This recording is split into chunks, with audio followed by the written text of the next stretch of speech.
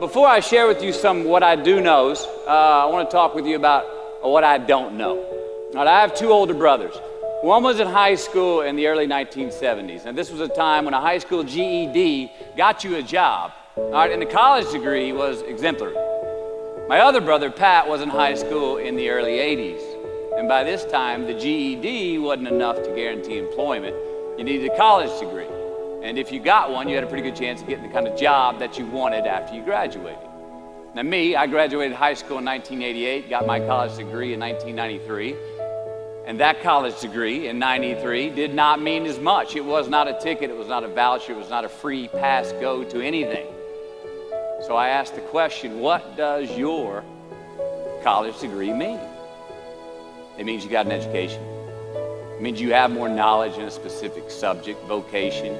It means you may have more expertise in what your degree is in.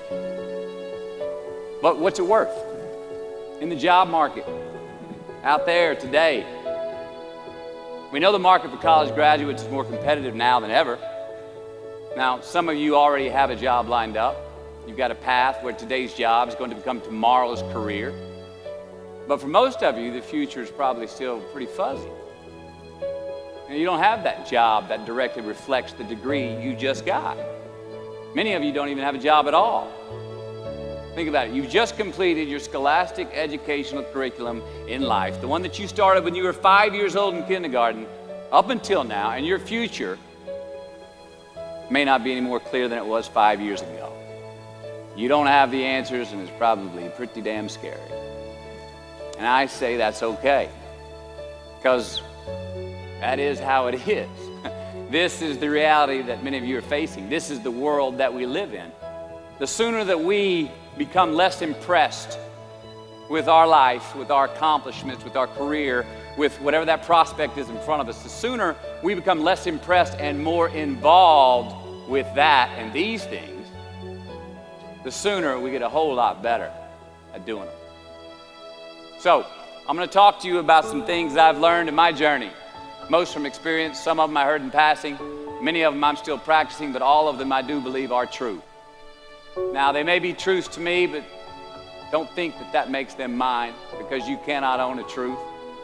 So please think of these as signposts, approaches, paradigms that give some science to satisfaction.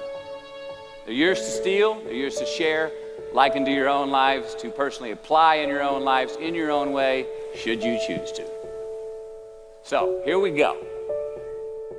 Number one, and this should come up on the Jumbotron. Life's not easy. Is it up there? Life is not easy. It is not. Don't try to make it that way. Life's not fair. It never was. It isn't now, and it won't ever be. Do not fall into the trap, the entitlement trap, of feeling like you're a victim. You are not. Get over it and get on with it. And yes, most things are more rewarding when you break a sweat to get them. Number two, I love this. Unbelievable is the stupidest word in the dictionary.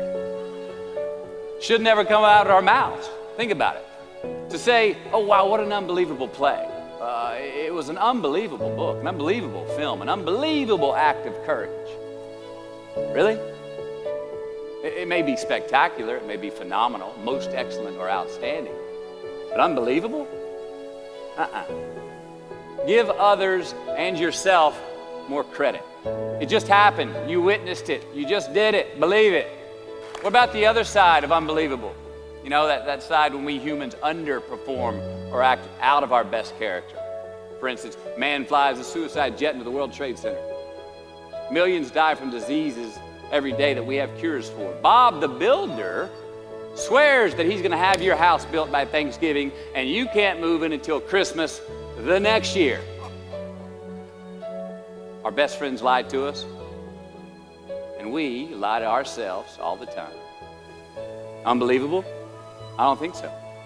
Again, it just happens, and it happens every day. Nothing that we Homo sapien earthlings do is unbelievable. And if there's one thing you can depend on people being, it's people. So we shouldn't be surprised. We, us, are the trickiest mammals walking the planet. I'm not worried about the monkeys. I'm worried about you and me. Happiness is an emotional response to an outcome. If I win, I will be happy. If I don't, I won't. It's an if-then, cause and effect, quid pro quo standard that we cannot sustain because we immediately raise it every time we attain it. You see, happiness demands a certain outcome. It is result reliant. And I say if happiness is what you're after, then you're going to be let down frequently and you're going to be unhappy much of your time. Joy, though, joy is a different thing. It's something else. Joy is not a choice. It's not a response to some result. It's a constant. Joy is the feeling that we have from doing what we are fashioned to do, no matter the outcome. Now, personally, as an actor, I started enjoying my work and literally being more happy when I stopped trying to make the daily labor a means to a certain end. For example, I need this film to be a box office success. You know, I need my performance to be acknowledged. I need the respect of my peers. All those are reasonable aspirations, but the truth is, as soon as the work, the daily making of the movie, the doing of the deed became the reward in itself for me, I got more box office, more accolades and respect than I ever had before. See, joy is always in process. It's under construction. It is in constant approach, alive and well in the doing of what we're fashioned to do and enjoying it. Number 4, define success for yourself. Now check this out. I'm in south of New Orleans a few years ago, and I went to a voodoo shop. And they had this wooden partition against the wall with these columns. And in these columns were all these vials of these magic potions, right? And the headings above each potion defining what they would give you were things like fertility, health, family, legal help, energy, forgiveness, money. Guess which column was empty? Money. Somebody please tell me where else you're gonna have this much fucking fun? Let's admit it. Money is king today. It's what makes the world go round. It is success. The more we have, the more successful we are, right? Now, I would argue that our cultural values have even been financialized. Humility is not in vogue anymore. It's too passive.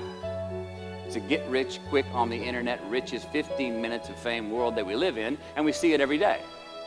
But we all want to succeed, right? So the question that we got to ask ourselves is what success is to us, what success is to you. Is it more money? That's fine. I got nothing against money. Maybe it's a healthy family. Maybe it's a happy marriage. Maybe it's to help others, to be famous, to be spiritually sound, to leave the world a little bit better place than you found it. Continue to ask yourself that question. Now, your answer may change over time, and that's fine. But do yourself this favor. Whatever your answer is, don't choose anything that will jeopardize your soul. Prioritize who you are, who you want to be, and don't spend time with anything that antagonizes your character. Don't drink the Kool-Aid, man. It tastes sweet, but you will get cavities tomorrow, all right? Life is not a popularity contest. Be brave, take the hill, but first answer that question, what's my hill? So, me, how do I define success for me, myself? Well, for me, it's a measurement of 5 things. We got fatherhood. We got being a good husband. We got my health, mind, body, and spirit. We got career, and we got friendships. These are what's important to me in my life right now. So I try to measure these 5 things each day. I check in with them. I like to see whether or not I'm in the debit section or the credit section with each one. Am I in the red or am I in the black? You follow? For instance, sometimes say my career's rolling. All right, it's way up here in the black, but I see how my relationship with my wife maybe could use a little bit more of my attention. I got to pick up the slack on being a better husband. Get that one out of the red. Or say my spiritual health could use some maintenance. It's down here, but hey, man, my friendships and my social life, they're in high gear, right? I got to recalibrate. Checks and balances. I got to go to church, remember to say thank you more often, something. But I got to take the tally because I want to keep all 5 in healthy shape. And I know that if I don't take care of them, if I don't keep up maintenance on them, one of them is going to get weak, man. It's going to dip too deep into the debit section. It's going to go bankrupt. It's going to get sick, die even. So first, we have to define success for ourselves. And then we have to put in the work to maintain it. Take that daily tally. Tend our garden. Keep the things that are important to us in good shape. I mean, let's admit it. We've all got two wolves in us. A good one and a bad one. And they both want to eat. The best I can tell, we just got to feed that good one a little more than the other one. Here we go. Number 5.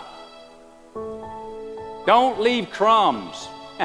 And the beauty of delayed gratification. So what are crumbs? Well, the crumbs I'm talking about are the choices that we make that make us have to look over our shoulder in the future. You didn't pay that guy back the money that you owed him, and tonight you just saw him 3 rows behind you. Shit. You slept around on your spouse, and you just found out that tomorrow she and the lady you're having an affair with are going to be at the same PTA meeting. Shit again. You drank too much last night. You're too hungover to drive your son to his 8 a.m. Saturday morning baseball practice. These are the crumbs. They come in the form of regret, guilt, and remorse. You leave crumbs today, they will cause you more stress tomorrow, and they disallow you from creating a customized future in which you do not have to look over your shoulder. So let's flip the script. Instead of creating outcomes that take from us, let's create more outcomes that pay us back, fill us up, keep your fire lit, turn you on for the most amount of time in your future. These are the choices I'm talking about. And this is the beauty of delayed gratification. All right, tee yourself up. Do yourself a favor. Make the choices, the purchases today that pay you back tomorrow. Residuals. In my business, we call it mailbox money. If I do my job well today, and that movie keeps rerunning on TV, 5 years from now, I'm getting checks in the mailbox. It's a heck of a deal. So whether it's prepping the coffee maker the night before, so all you got to do is press the button in the morning, or getting ready for the job interview early so you don't have to cram the night before, or choosing not to hook up with that married woman because you know you're going to feel horrible about it tomorrow, and her husband carries a gun, or paying your debts on time so that when you do see that guy 3 rows back tonight, you don't have to hunker down in your seat hoping that he don't see you. Get some ROI. You know what that is? Return on investment. Your investment. You. Customize your future. Don't leave crumbs.